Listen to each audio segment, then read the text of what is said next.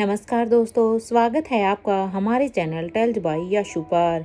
यहाँ पर आपको मिलेंगी रोचक और सस्पेंसफुल कहानियाँ। अगर आपको यहाँ पर हमारी कहानियाँ पसंद आती हैं तो कृपया करके आप हमारी वीडियोस को लाइक करें, इसको अपने दोस्तों को साथ शेयर करें और साथ के साथ अपना कमेंट करना ना भूलें।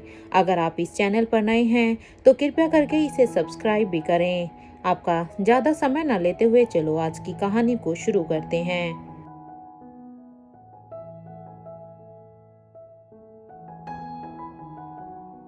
पिछले एपिसोड में हमने सुना था कि जहाँ पर एक तरफ राजमहल में सभी स्ट्रीट फूड लेकर आए थे और अब वहाँ पर आर्यन अब अनिका को वीडियो कॉल करके कहता है, मम्मा मम्मा प्लीज़ आप भी यहाँ पर आ जाओ ना। आर्यन के साथ अब वहाँ पर आयशा मारवा भी अब अनिका को कन्विंस करती है वहाँ पर आने के लिए। तभी अनिका कहती है ठीक है, मुझे आधा घंटा लगेगा। तब रोहित अनिका को चिढ़ाते हुए कहता है, अनिका तुम आधे घंटे में आ जाओगी या फिर हमें वहाँ पर कार्तिक को भेजू तुम्हें पिक करने के लिए। तब अनिका रोहित को आंख दिखाती है और कहती है नहीं, मैं खुद ही आ जाऊंगी। और इधर यहाँ पर रोहित के पैलेस में यहाँ पर अनिका ने राजीव गुलेरिया को सेकंड फ्लोर पर शिफ्ट कर दिया था और उधर उसने अब आकाश और आलिशा को भी वहाँ पर बुला लिया था। आलिशा जहाँ राजीव गुलेरिया के साथ राजीव गुलेरिया के पास उसके बेड पर बैठी हुई थी तो वहीं आकाश अभी अनिका के हाथों को अपने हाथों में पकड़ कर कहता है, अनिका तुम साथ तो रहोगी ना। इस बात पर अब अनिका कहती है, हाँ मैं तुम्हारे साथ हूँ आकाश, तुम्हें जब भी मेरी ज़रूरत हो मैं तुम्हारे साथ ही रहूँगी। तो तुम सब अभी यहीं रुको इनके साथ क्योंकि अभी थोड़ा सा टाइम तुम इनके साथ स्पेंड करो। ये कहते हुए ही अनिका अब वहाँ पर सभी को ही बाय बोलकर अब वहाँ से चली जाती है। यहाँ पर आकाश, मयूर और आलिशा यहीं पर ही अब राजीव गुलेरिया के कमरे में ही रुक जाते हैं जिस कमरे में राजीव को शिफ्ट किया गया था। वो सभी अभी राजीव को ही देख रहे थे। तो वहाँ पर अब अनिका के लिए सबसे बड़ा चैलेंज अब ये था कि उस स्टैचू से छुपकर अब यहाँ से राजमहल के लिए निकलना था, क्योंकि स्टैचू ने साफ साफ शब्दों में अनिका को कहा था कि वो पहले पेशेंट को चेक कर ले, उसके बाद उसे किंग के पैलेस में निकलना है। और वैसे भी उसे किंग को एक खुशखबरी देनी थी, इसलिए वो और ज़्यादा यहाँ पर वेट नहीं कर सकती थी। और किंग की दी हुई डेडलाइन भी अब क्योंकि ख़त्म हो चुकी थी, इसलिए अब अनिका यही सोचती है कि अगर उस स्टैचू ने उसे यहाँ से निकलते हुए देख लिया तो फिर तो उसका यहाँ से निकलना बहुत ही मुश्किल हो जाएगा। और वैसे भी वो उन सबको कह चुकी है कि वो आधे घंटे में वहाँ पर पहुँच रही है, इसलिए अब ये अनिका के लिए एक सबसे बड़ा चैलेंज था। इसलिए अनिका छुपकर राजमहल के लिए निकलना चाहती थी। अनिका एलिवेटर से ही सीधा ही ग्राउंड फ्लोर पर आ जाती है। जैसे ही वो मेन गेट पर आती है तो उसे सामने एक गाड़ी दिखती है।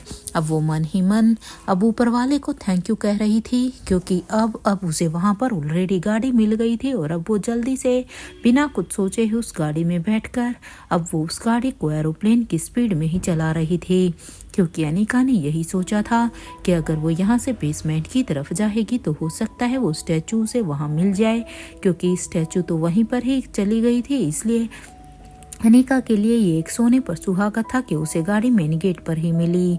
अब अनिका गाड़ी को ऐसे चला रही थी जैसे जैसे वो आधे घंटे को सफ़र को कुछ ही सेकंड में कवर कर लेगी। ऐसा लग रहा था कि उसने किंग के स्टैचू को चकमा दे दिया था, लेकिन उसे नहीं पता था कि उसकी गाड़ी की पिछले वाली सीट पर कोई और नहीं बल्कि किंग की स्टैचू ही बैठी हुई थी। रियल व्यू मिरर से जब अनिका ने पीछे देखा तो वो अब एकदम से ही चौंक जाती है, क्योंकि जिससे बचने के लिए अनिका यहाँ पर गाड़ी को इतनी जल्दी से लेकर भागी थी वो तो वहाँ पर उसी सीट पर पीछे बैठी हुई थी। क्योंकि अनिका ने जल्दबाजी में पीछे वाली सीट की तरफ तो देखा ही नहीं, क्योंकि यहाँ पर मेन गेट पर ये गाड़ी आना कोई कोइंसिडेंस नहीं था, बल्कि ये स्टैचू खुद बेसमेंट से इस गाड़ी को लेकर आई थी, क्योंकि उसने अनिका को वहाँ से चलने के लिए कहा था। और वहाँ पर गाड़ी को लाकर वो खुद बैक वाली सीट पर बैठ गई थी। लेकिन अनिका अब उसे देखकर चौंक जाती है और वो अब कहती है, तुम इस गाड़ी में क्या कर रही हो, तुम तो बेसमेंट में थी ना। अब अनिका की इस बात पर अब किंग की स्टैचू कहती है, मैडम आपने मेरा मैसेज नहीं पढ़ा। ये सुनते ही अब अनिका एक हाथ से अब अपने फ़ोन को जल्दी से अपनी पॉकेट से निकाल कर अब स्टैचू द्वारा भेजे गए उस मैसेज को चेक करती है तो अब स्टैचू का एक मैसेज आया हुआ था जिसमें स्टैचू ने लिखा हुआ था, मैडम आप सीधा ही ग्राउंड फ्लोर पर आ जाइए, मैं दरवाजे के पास एक गाड़ी खड़ी वहाँ पर दरवाजे के पास मैं एक गाड़ी खड़ी होगी, उसमें मैं आपका वेट करूँगी क्योंकि गाड़ी को मैं यहाँ पर लाकर लगा रही हूँ। इस मैसेज को पढ़कर अब अनिका के दिमाग में एक आइडिया आता है। वो अब स्टैचू से कहती है, क्या तुम मुझे अपने छोटे युवराज से मिलने जाने की परमिशन नहीं दोगी क्या, क्योंकि एक बार मैं वहां पर जाने से पहले आपके छोटे युवराज से मिलना चाहती हूँ। अनिका की इस बात पर अब स्टैचू कहती है, मैडम ये क्या कह रही हैं आप, अभी तो मिली थी ना आप उनसे। अब स्टैचू की इस बात पर अब अनिका कहती है, हाँ मिली तो थी, बस थोड़ी देर के लिए, लेकिन अब मैं उससे जाने से पहले एक बार और मिलना चाहती हूँ, बस जल्दी ही हम वहाँ से निकल जाएंगे, इसलिए बस थोड़ी ही देर के लिए अभी राजमहल में चलते हैं, उसके बाद हम सीधा ही किंग के पैलेस के लिए निकल जाएंगे। अनिका की इस बात पर अब वो स्टैचू कहती है, ठीक है मैडम, लेकिन ज़्यादा वक्त मत गवाइएगा, हमें सनराइज से पहले ही वहाँ पर जाना होगा, नहीं तो हमें किंग के गुस्से का सामना करना पड़ेगा। आपको अपनी प्रैक्टिस को कल कंटिन्यू भी तो करना है, अगर आप आज टाइम से वहाँ पर नहीं पहुँची तो फिर आप कल की प्रैक्टिस नहीं कर पाओगी। स्टैचू की इस बात पर अब अनिका कहती है, ठीक है मैं कर लूँगी, तुम चिंता मत करो। इस बात पर अब स्टैचू कहती है कि ठीक है फिर मैडम। अनिका ने अपनी गाड़ी को फुल स्पीड पर किया था तो वहीं राजमहल में अब सभी गार्डन में आ जाते हैं, क्योंकि सभी ने यहाँ पर रिया के अकॉर्डिंग पूरा का पूरा प्लान बनाया हुआ था। वो सभी अब यहाँ पर एक सर्कल बनाकर बैठ जाते हैं और बीच में वहाँ पर लकड़ियों को अच्छी तरह से खड़ा किया गया था और इसके साथ साथ कुछ स्नैक्स भी वहाँ पर रखे हुए थे। तो वहीं अब हेड सर्वेंट ने बच्चों के लिए हॉट चॉकलेट और बड़ों के लिए चाय कॉफ़ी का भी इंतज़ाम किया हुआ था। वहाँ पर देखने से ऐसा लग रहा था कि यहाँ पर किसी को भी यहाँ पर खाने पीने की या किसी भी इंजॉयमेंट की कोई भी कमी नहीं होने वाली है। लेकिन यहाँ पर सभी को बस इंतज़ार था तो बस अनिका के आने का। तो वहीं राजमहल के ऊपर अभी एक गरुड़ की नज़र सभी पर ही थी, क्योंकि एक गरुड़ राजमहल के ऊपर बैठा हुआ इन सब चीज़ों को बड़े ही ध्यान से देख रहा था।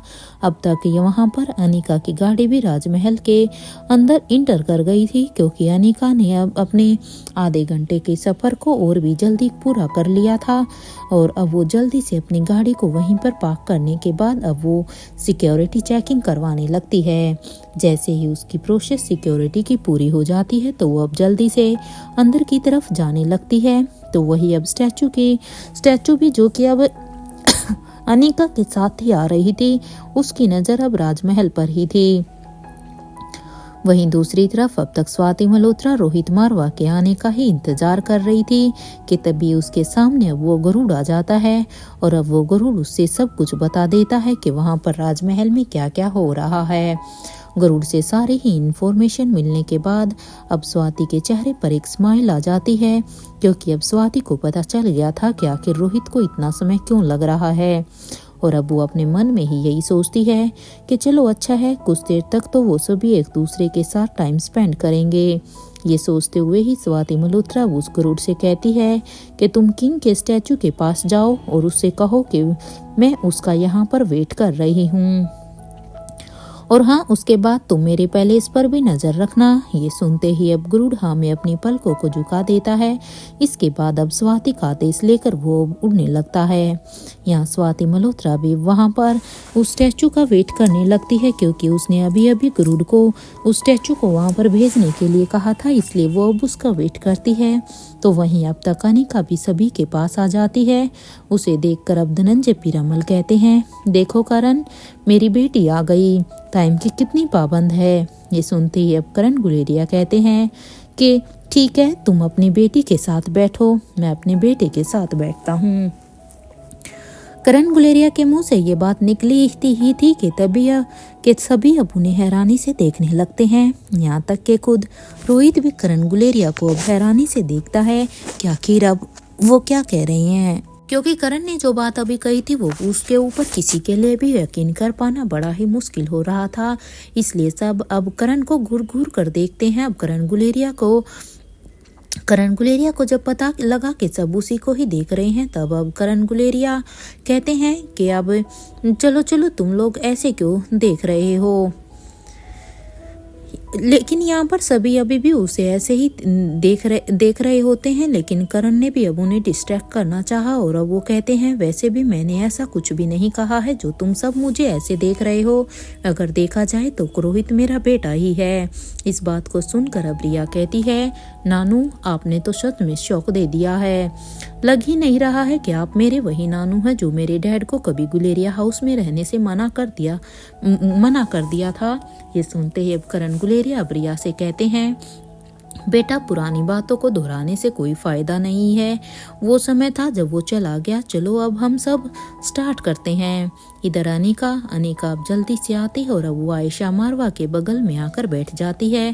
धनंजय पीरामल अब हेड सर्वेंट से कहते हैं कि लकड़ियों को जला दो। ये सुनते ही अब सर्वेंट कहता है जरूर सर, अभी जला देता हूँ। और ये कहते हुए ही अब वो एक लकड़ी में आग लगाकर अब वहां पर आ जाता है और बाकी की लकड़ियों में अब उसे एक लकड़ी को रखकर अब उसमें आग जला देता है।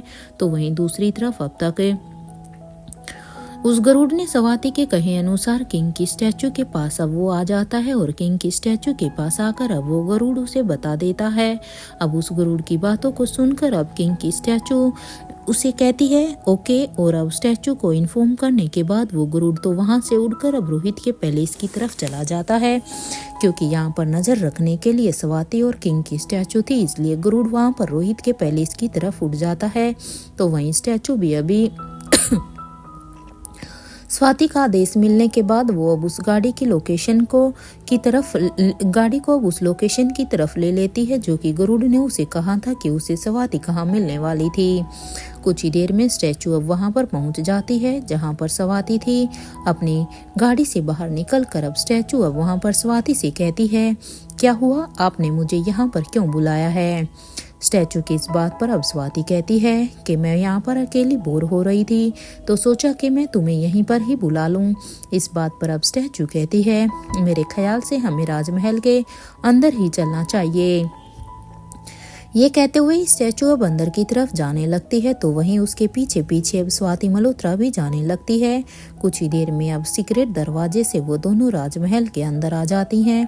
क्योंकि जब इसे राजमहल को रिनोवेट किया जा रहा था तो स्वाति मल्होत्रा ने यहाँ का काम अच्छे से संभाला था, इसलिए उसे अभी भी पता था यहाँ के हर एक सीक्रेट रास्ते का।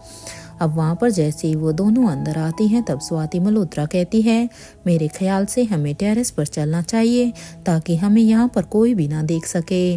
अब स्वाति की ये बात सुनते ही अब स्टैचू भी हाँ में अपना सिर हिला देती है। स्वाति अब एलिवेटर की तरफ जाने लगती है तो उसके पीछे पीछे वो स्टैचू भी आ जाती है। कुछ ही देर में वो दोनों अभी टेरेस पर आ जाते हैं। टेरेस पर आने के बाद वो दोनों अब उसी तरफ जाने लगते हैं जहाँ से उन्हें नीचे सब कुछ दिखाई दे। क्योंकि नीचे वो लोग जो भी कुछ कर रहे थे उस पर नज़र रखना ही इनका काम था उनकी सेफ्टी के लिए, इसलिए वो दोनों टेरेस पर ऐसी जगह खड़े होते हैं जहाँ से उन्हें सारा का सारा व्यू नजर आए। वहाँ पर नीचे सभी एक दूसरे के साथ अब हंसी मजाक कर रहे थे। तो वहीं सब अब लतिका का गाना सब सुन रहे थे क्योंकि लतिका ने अब यहाँ पर अपना गाना स्टार्ट कर दिया था। इधर अब रिया रोहित से कहती है कि डैड आप और मम्मा भी डांस करो ना, क्योंकि अब यहाँ पर माहौल इतना रोमांटिक है तो प्लीज़ अब आप दोनों भी अपना डांस दिखाइए ना, क्योंकि बहुत समय हो गया है हमें आपका और मम्मा का डांस देखे हुए। रिया की बात को सुनकर अब अनिका और रोहित दोनों ही अब अपनी जगह से उठकर अब एक दूसरे का साथ देते हैं और वो एक दूसरे के साथ अभी डांस करने लगते हैं, क्योंकि उन्हें भी पता था कि इसके बाद पता नहीं वो एक दूसरे से कब मिल पाएंगे। तो रिया अब धनंजय पीरामल के पास जाती है और अब वो धनंजय से भी कहती है दादू जिस तरह से मोम और डैड डांस कर रहे हैं प्लीज़ आप भी मेरे लिए एक बार दादी माँ के साथ डांस कीजिए ना, प्लीज़ दादू। रिया की ये बात सुनकर अब धनंजय पीरामल एकदम से हैरान हो जाते हैं कि आखिर रिया ये क्या कह रही है। लेकिन अब वो रिया की बात को सुनकर अब वो कहते हैं मुझे तो आपके साथ डांस करना है रिया, ये क्या आप मेरे साथ डांस करेंगी। अपने दादू की ये बात सुनते ही रिया कहती है, ठीक है दादू, मैं आपके साथ डांस करूंगी, लेकिन आप प्लीज़ मुझे बच्ची समझकर बहलाइए मत, क्योंकि आप दादी के साथ डांस नहीं करना चाहते, इसीलिए ही आप मुझे ऐसा कह रहे हैं ना। अब रिया की इस बात को सुनकर अब धनंजय अपने मन में ही सोचते हैं कि सच में ये लड़की कितनी ही तेज है। और अब इससे पहले कि वो उसे कुछ भी जवाब देते कि तभी रिया कहती है, दादू पहले आप दादी माँ के साथ ही डांस कीजिए ना, उसके बाद मेरे साथ करना, तब तक मैं नानू के साथ डांस करूंगी। ये कहते हुए ही रिया अब अपनी जगह से उठकर अब अपने एक हाथ को अब अपनी दादी की तरफ बढ़ा देती है, जिसका मतलब था कि दादी प्लीज जाओ और दादू के साथ डांस करो। तो दूसरा हाथ अब वो अपने दादू की तरफ बढ़ा देती है। इधर धनंजय पीरामल अब रिया को नाराज नहीं करना चाहते थे, क्योंकि अब उनके पास कोई ऑप्शन बचा ही नहीं था। हालांकि धनंजय ने रिया की बात को टालते हुए ही ये कहा था कि वो रिया के साथ डांस करना चाहते हैं, लेकिन रिया ने तो अब उसकी बोलती ही बंद कर दी थी, इसलिए बिना चाहते हुए अब उसे उसकी बात को मानना पड़ा। इसलिए वो अब अपने हाथ को अब रिया के हाथ में रख देते हैं। तो वहीं आयशा मारवा भी अब अपने हाथ को हिचकिचाते हुए रिया के हाथों में रख देती है। इधर रिया अब दोनों के ही खड़े होने के लिए कहती है, तो वहीं दोनों भी अब खड़े हो जाते हैं और फिर डांस करने लगते हैं। आयशा और धनंजय काफ़ी सालों के बाद एक दूसरे के इतने करीब आए थे। दोनों एक दूसरे की धड़कनों को आप अच्छे से महसूस कर पा रहे थे। उन्हें ऐसे डांस करता हुआ देखकर अनिका और रोहित दोनों के ही चेहरे पर एक स्माइल थी कि फाइनली भले ही ये पहल रिया ने ही क्यों न की हो, लेकिन आज रिया के कहने से दोनों एटलीस्ट इतने पास तो थे। उन्हें साथ देखकर दोनों बहुत ही खुश थे। रोहित अब अनिका से धीरे से कहता है कि काश स्वाति माँ भी यहाँ पर होती तो हमारी पूरी फैमिली ही पूरी हो जाती। अब रोहित की इस बात पर अनिका कहती है, वैसे माँ कहाँ है, वो तो आपके साथ ही थी ना मिस्टर मारवा। अनिका की इस बात पर अब रोहित कहता है, माँ यहीं कहीं आसपास ही है, आई एम श्योर, क्योंकि उनकी नज़र हम पर ही होगी। ऐसा हो ही नहीं सकता कि हम सब यहाँ पर एंजॉय कर रहे हैं और उनकी गिद्ध वाली नज़र अभी हम पर ना हो। इस बात पर अब अनिका अपने चारों तरफ अब स्वाति मल्होत्रा को देखने लगती है। तो वहीं रिया अब अपने नानू के पास जाती है और अब वो अपने नानू के पास जाकर कहती है, चलिए ना नानू हम भी डांस करते हैं। अब रिया की इस बात पर अब करण गुलेरिया कहते हैं कि मैं तो अपनी लिटिल एंजल के साथ डांस जरूर करूंगा, अगर तुम खुद ऑफर नहीं करती तो फिर भी तुम्हारे साथ डांस करता। इधर करण गुलेरिया और रिया दोनों ही अब डांस करने लगते हैं। तो वहीं आर्यन बड़ी मौसी के साथ तो अलेक्जेंडर बड़ी रानी के साथ डांस करने लगता है। कुछ देर तक सभी एक दूसरे के साथ ऐसे डांस करते रहते हैं। कुछ देर तक ऐसे डांस करने के बाद वो सभी अब अपनी जगह पर आकर बैठ जाते हैं।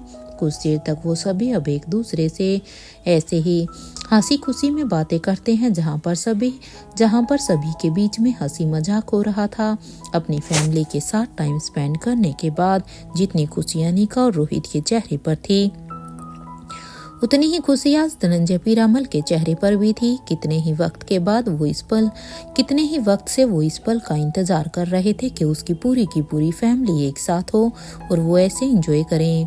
कुछ देर तक एक दूसरे के साथ हंसी मजाक करने के बाद बच्चे अब बहुत ही थक गए थे, क्योंकि एक तो वो आज पहले ही रेस कंपटीशन को देखने के लिए गए थे और ऊपर से आज ये सब भी हो गया था, तो इसीलिए वो सच में बहुत ज्यादा थक गए थे। करण गुलेरिया बच्चों को इतना थका हुआ देखकर अब वो बच्चों से कहते हैं, चलो बच्चों अब बहुत हो गया, अब चलकर जाकर सो जाओ, वैसे भी रात काफी ज्यादा हो गई है। करण गुलेरिया की ये बात सुनकर अब बच्चे सभी को गुड नाइट विश करने के बाद अब वो सभी अपने अपने रूम में चले जाते हैं। इधर धनंजय पीरामल अब अनिका और रोहित से कहते हैं कि बेटा आप दोनों भी अपने रूम में चले जाइए। अब धनंजय की ये बात सुनते ही अनिका और रोहित दोनों ही अब हैरानी से उन्हें देखने लगते हैं और अब वो कहते हैं, यहाँ पर हमारा रूम है। इस बात पर अब बड़ी रानी कहती है, हाँ सेकंड फ्लोर पर तीसरा रूम आप दोनों के लिए ही है, अब जाओ जाकर अपना रूम देखो, तुम्हारे पापा ने तुम्हारे लिए रूम बड़े ही प्यार से सजाया है। और एक एक डेकोरेशन को उन्होंने अपनी आंखों के सामने बड़े ही मेहनत से कराया हुआ है। अब बड़ी रानी की इस बात पर अब धनंजय पीरामल कहते हैं, तुम दोनों का रूम सजाने में सिर्फ मैंने ही नहीं बल्कि करण ने भी मेरी बहुत ही मदद की है, इसलिए जाओ जाकर देखो। अब उनकी ये बात सुनते ही अब रोहित अनिका का हाथ पकड़ लेता है और वो दोनों अब सभी को गुड नाइट बोलकर वहां से जाने लगते हैं। तो यहाँ पर करण गुलेरिया के कंधे पर अब अपना हाथ रखते हुए अब धनंजय पीरामल उसे कहते हैं कि तुम भी चलो, तुम्हारे लिए भी सरप्राइज है। इस बात पर अब करण गुलेरिया हैरानी से उन्हें देखते हैं। वो दोनों भी अब सभी को गुड नाइट बोलकर वहां से चले जाते हैं। तो वहीं सारी लेडीज भी अब वहां से अंदर की तरफ बारी बारी से जाने लगती हैं। अब तक अनिका और रोहित दोनों ही अब अपने रूम के बाहर ही खड़े थे। रोहित ने अब अनिका से कहा वो दरवाजा खोलें। ये सुनते ही अब अनिका ने जब दरवाजा खोला तो वो दोनों अंदर आ जाते हैं। जैसे ही वो अंदर आते हैं तो वो देखते हैं कि कितना खूबसूरत सजाया था पूरे रूम के को। चारों तरफ देखने के बाद अनिका और रोहित दोनों की ही नज़र अब एक फोटो फ्रेम पर जाती है। तो उसके इस दुनिया में आने से लेकर अब तक की सारी ही तस्वीरें वहां पर थी। अपने बचपन की तस्वीर को यहाँ देखकर तो अब अनिका एकदम से ही हैरान हो जाती है। उस फोटो को देखकर ऐसा लग रहा था कि अनिका एक न्यू बोर्न बेबी हो। तो वैसी ही एक फोटो अभी रोहित की भी थी। वो दोनों अब एक एक करके सारे ही तस्वीरों को बड़े ही ध्यान से देख रहे थे, क्योंकि उन तस्वीरों में उन दोनों का ही बचपन सजाया गया था। कुछ ही देर में अभी उन दोनों ने सारी ही तस्वीरें को देख लिया था। उन तस्वीरों को देखकर उन्हें ऐसा लग रहा था कि उन्होंने सच में अपनी जिंदगी का इतना लंबा सफर पूरा कर लिया था। अनिका अब रोहित से कहती है, मिस्टर मारवा, मुझे नहीं पता था कि धनंजय पापा के पास मेरी इतनी पुरानी फोटोज हैं और उन्होंने कितने ही सालों से इन्हें संभाल कर रखा था। और मिस्टर मारवा, वो देखिए उस फोटो में करीब हम दोनों 3 साल के होंगे। उस फोटो को देखकर अब रोहित के चेहरे पर भी एक स्माइल थी। कुछ देर तक अपना पूरा रूम देखने के बाद रोहित और अनिका अब अपने बेड पर बैठ जाते हैं। रोहित ने अब अपने सिर को अब अनिका के कंधे पर रखते हुए कहा कि मैंने तुम्हें बहुत ही मिस किया अनिका। मुझे तो लगा था कि हमें ऐसे एक दूसरे के साथ वक्त बिता ही नहीं पाएंगे। इस बात पर अब अनिका कहती है, ओ मिस्टर मारवा, अब ये छोड़िए इन बातों को। ये पल हमारा है और हमारे साथ है और हमें साथ में ही इसे एंजॉय करना चाहिए। अनिका की इस बात पर अब रोहित कहता है, बात तो बिल्कुल सही कह रही हो तुम। और ये कहते हुए ही रोहित अब अपने दोनों ही हाथों को अब अनिका के गालों पर रख देता है और अपने हाथों को उसके करीब ले जाने लगता है। तो यहाँ अनिका अब शर्माते हुए ही अब अपनी जगह से उठकर अब बालकनी की तरफ जाने लगती है। और अब वो कहती है, मिस्टर मारवा, आप बिना। ये कहते हुए ही अनिका बालकनी में चली जाती है। तो यह वहीं उसके पीछे पीछे अब रोहित भी बालकनी में आ जाता है और वो अब अपने चिन्ह को अनिका के कंधे पर रख देता है। और अब वो उसे कहता है जरा उस चांद को देखना अनिका। ये सुनते ही अनिका चांद को देखने लगती है। यहाँ पर अनिका और रोहित अब एक दूसरे के साथ रोमांटिक बातें कर रहे थे। तो वहीं अब तक करण गुलेरिया और धनंजय पीरामल दोनों ही अब उस रूम के सामने खड़े थे, जो कि करण गुलेरिया के लिए यहाँ पर धनंजय ने तैयार कराया था। क्योंकि धनंजय ने राजमहल में एक रूम यहाँ पर करण के लिए भी तैयार कराया हुआ था। धनंजय पीरामल अब करण गुलेरिया से कहते हैं, इस रूम में जो है वो तुम्हारा स्पेशल मोमेंट है। आई होप तुम्हें ये पसंद आएगा। और Karan, this is a gift from your friend, good night. ये बोलकर अब वो धनंजय अब करण को वो उस कमरे के वहाँ छोड़कर अब वहाँ से चले जाते हैं। या करण गुलेरिया अब धनंजय के जाने के बाद अब अपने रूम के दरवाजे को खोलता है और वो उसे खोलकर अब अंदर की तरफ आ जाता है। कमरे के अंदर आने के बाद वो उसके दरवाजे को बंद कर देता है और बंद करके जैसे ही वो कमरे की तरफ देखता है तो सामने जो तस्वीर उसके सामने थी उसे देखकर तो उसकी आंखों में अब एकदम से ही आंसू आ गए थे। वो अपने कदमों को उस तस्वीर की तरफ बढ़ा लेता है। जैसे जैसे उसके कदम आगे बढ़ रहे थे वैसे वैसे ही उसकी आंखों में आंसू और भी ज्यादा आ रहे थे। जैसे ही करण गुलेरिया अब उस तस्वीर के पास आते हैं तो वो अब अपने हाथों को उस तस्वीर पर रखकर अब उसके मुंह से ही निकला बस इतना ही निकला था स्वाति, क्योंकि ये तस्वीर यहाँ पर स्वाति की थी।